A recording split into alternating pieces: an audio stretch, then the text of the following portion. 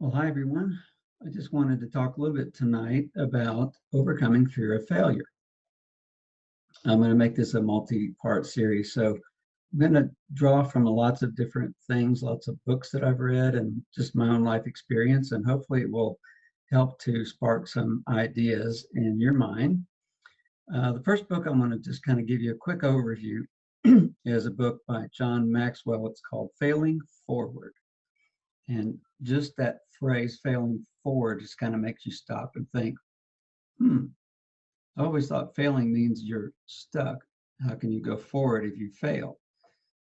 So some of the things that he talks about in his book is looking at the difference between people who achieve and people who are average. And it has to do with how they respond to failure. Do they let it keep them stuck? Do they look at it as an event they can't get past? Or do they take responsibility for it and learn from it? He also talks about redefining failure and success. What is failure? And if you have failed, does that make you a failure?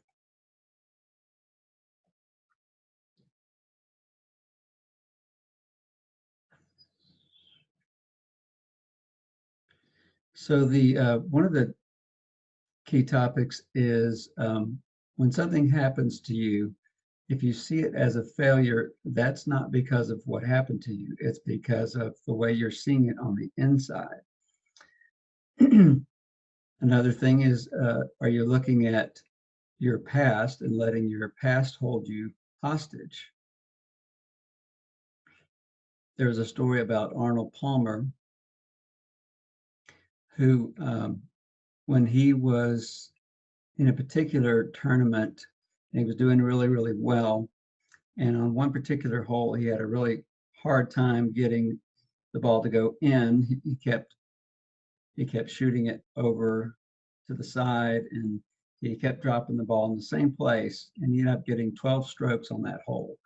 And it turns out they built a monument to him on that hole because he had scored the most, he had taken the most strokes to get in the hole. And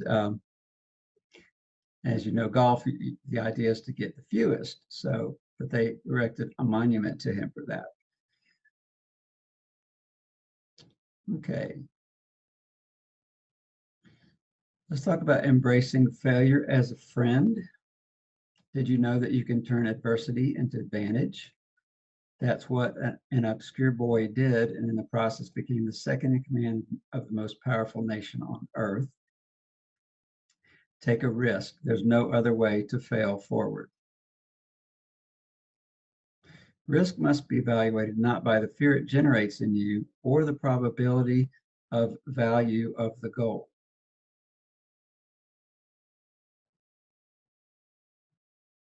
And a quote by G.K. Chesterton, I do not believe in a fate that falls on men however they act, but I do believe in a fate that falls on them unless they act. So to kind of wrap this up, there are two kinds of people when it comes to taking risks. There's the don't dare try it people, and then there's the don't dare miss it people. The don't dare try it people resist opportunities. They rationalize their responsibilities. They rehearse impossibilities. They rain on enthusiasm. They review their inadequacies.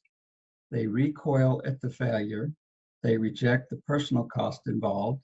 They replace goals with pleasure. And they rejoice that they have not failed. Don't dare miss it people find opportunities. They finish their responsibilities. They feed on impossibilities. They fan the flame of enthusiasm. They face their inadequacies. They figure out why others failed. They finance the cost into their lifestyle. They find pleasure in the goal, and they fear futility, not failure. So those are just some of the thoughts in this book by John Maxwell, Failing Forward. I will be putting out some more videos that talk a little bit more about failing forward and exactly what that means in my personal and business life. If you have any comments, feel free to leave them below. I would love to have you subscribe and hit the bell to be reminded of new videos when they come out. I thank you for watching, and you have a great rest of your day.